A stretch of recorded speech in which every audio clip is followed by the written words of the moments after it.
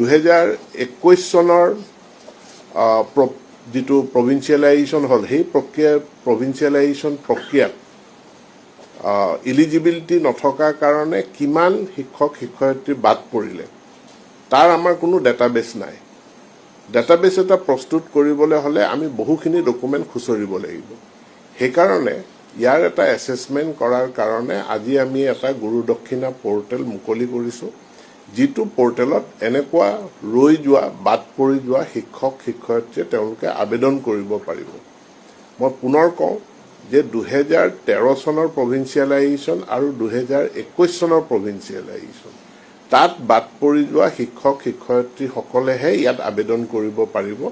আনে আবেদন কৰিব নোৱাৰে যিসকলে প্ৰভিন্সিয়েলাইজেশ্যনৰ কাৰণে 2025 আইনৰ অধীনত আবেদন কৰিছে ইয়াত যদি কোনো ৰিজেকশ্যন হয় যেহেতু আবেদন কৰিছে ইয়াৰ তথ্যপাতি আমাৰ থাকিব গতিকে ইয়াত বাদ পৰিম বুলি কোনোবাই আশংকা কৰি পেলে আমাৰ এইটো পোৰ্টেলত গুৰু দক্ষিণা পোৰ্টেলত আবেদন কৰিব কৰাৰ প্ৰয়োজন নাই গুৰু দক্ষিণা পোৰ্টেলত 2013 আৰু 2021 চনৰ প্ৰাদেশিকৰণ প্ৰক্ৰিয়াত যিসকল ব্যক্তি বাদ পৰিলে বা যিসকলৰ সেৱা প্ৰভিন্সিয়েলাইজেশ্যন নহল তেওঁলোকে ইয়াত আবেদন কৰিব পাৰিব আৰু তেওঁলোকৰ আবেদনৰ ভিত্তিত চৰকাৰে এটা এককালীন সাহায্যৰে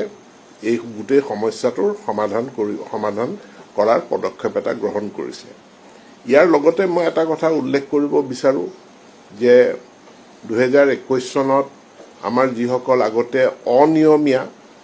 ইৰেগুলাৰলি এপইন্টেড টিচাৰৰ এটা বহুত ডাঙৰ সমস্যা আছিল যেটো সমস্যাক আমি এটা সেই সময়ত সমাধান কৰা হল সেই সকল শিক্ষক যিসকলৰ নথি পত্ৰ সঠিক পোৱা হৈছিল যিসকলে কাম কৰাৰ প্ৰমাণ আছিল যিসকলে এবাৰ দুবাৰ হয়তো দৰমহাও পাইছিল ইয়াত লৈ পেলে হাইকোৰ্টতো কেছ হৈছিল আৰু এই কেটেগৰীটোক কোৱা হৈছিল ইলিগেল এণ্ড ইৰেগুলাৰ এপইণ্টি বুলি তেওঁলোকৰ সৰহ সংখ্যককে ইতিমধ্যে অসম চৰকাৰে তেওঁলোকৰ শিক্ষাগত অৰ্হতা প্ৰফেশনেল অৰ্হতা অনুযায়ী টিউটৰ অথবা টিচাৰ হিচাপে তেওঁলোকক একমোডেট কৰিলে ইয়াৰ পাছত তেওঁলোকৰ এ বি সি ডি বুলি চাৰিটা গ্ৰুপ আছিল তাৰে ডি গ্ৰুপত কিছু থাকি গল তেওঁলোকৰ সংখ্যা প্ৰায় 2900 এই 2900 যিসকল একমোডেটেড নহল যিসকল ইলিগেল ইৰেগুলাৰ তেওঁলোকৰ তথ্যপাতি আমাৰ হাতত আছে গতিকে তেওঁলোকে পোৰ্টেলত আবেদন কৰাৰ প্ৰয়োজন নাই তেওঁলোকৰ তথ্যপাতিৰ ভিত্তিত তেওঁলোকৰ সমস্যাটোৰ স্থায়ী সমাধান কৰা সম্পৰ্কে চৰকাৰে নিশ্চিতভাৱে সিদ্ধান্ত এটা ল'ব আনহাতেদি অৰ্থাৎ একমোডেশনৰ পৰা বাদ পৰি যোৱা শিক্ষকে এই পোৰ্টেলত আবেদন কৰিব নালাগে তেওঁলোকৰ তথ্য অসম চৰকাৰৰ লগত আছে আনহাতেদি সমগ্ৰ শিক্ষাত বিভিন্ন সময়ত শিক্ষা মিত্ৰ সংযোগী শিক্ষক এডুকেশ্যন ভলন্টিয়াৰ হিচাপে বহু ব্যক্তিয়ে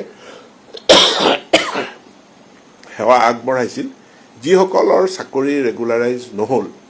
এতিয়া তেওঁলোকৰ ক্ষেত্ৰত তেওঁলোকেও এই পোৰ্টেলত আবেদন কৰিব নালাগে কৰাৰ প্ৰয়োজন নাই কাৰণ তেওঁলোকৰো সকলো সমস্ত তথ্য সমগ্ৰ শিক্ষাৰ লগত আছে অৰ্থাৎ সমগ্ৰ শিক্ষাৰ ইয়াত অংশকালীনভাৱে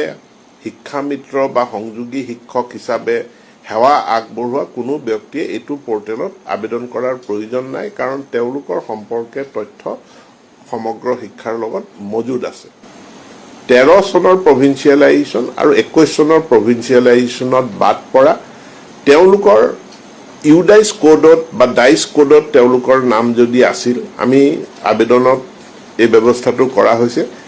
যে তেওঁলোকে স্কুলখনৰ ডাইস কোডটো দিব লাগিব যিখন স্কুলত কাম কৰিছে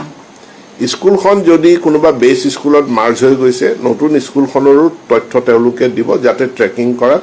আমাৰ সুবিধা হয় আৰু তেওঁলোকে যি ডাইস বা ইউডাইস নম্বৰ দিব তাত তেওঁলোকৰ নামটো আছে নে নাই তাৰ ওপৰতে এলিজিবিলিটিটো গণ্য হ'ব আৰু ইয়াৰ জৰিয়তে আমি যিখিনি যি তথ্য পাওঁ অসম চৰকাৰে ইতিমধ্যে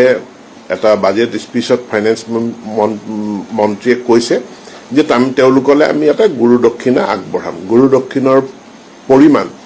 উপযুক্ত সময়ত চৰকাৰে সিদ্ধান্ত গ্ৰহণ কৰিব। কিন্তু তথ্যখিনি যুগুতাই আমি চৰকাৰক দিয়াৰ কাৰণে আজি আমি এই গুৰু দক্ষিণা 1 এই পৰ্টেলটো আনুষ্ঠানিকভাৱে মুকলি কৰি দিছোঁ আৰু আজিৰ পৰা এইটো কাৰ্যকৰী হ'ব। শিক্ষক বা শিক্ষয়িত্ৰীগৰাকী তেওঁ মৃত হওক বা জীৱিত হওক, পৰ্টেলটোত তেওঁৰ নেক্সট অফ কিনৰ মানে ডিটেইলছটো বিচৰা হৈছে, অৰ্থাৎ তেওঁৰ নিকট আত্মীয়ৰ ডিটেইলছটো বিচৰা হৈছে। গতিকে কোনোবা অৱসৰ গ্ৰহণ কৰিলে, কোনোবা মৰি গ'ল বুলিয়ে আমি তেওঁলোকক বঞ্চিত নকৰোঁ।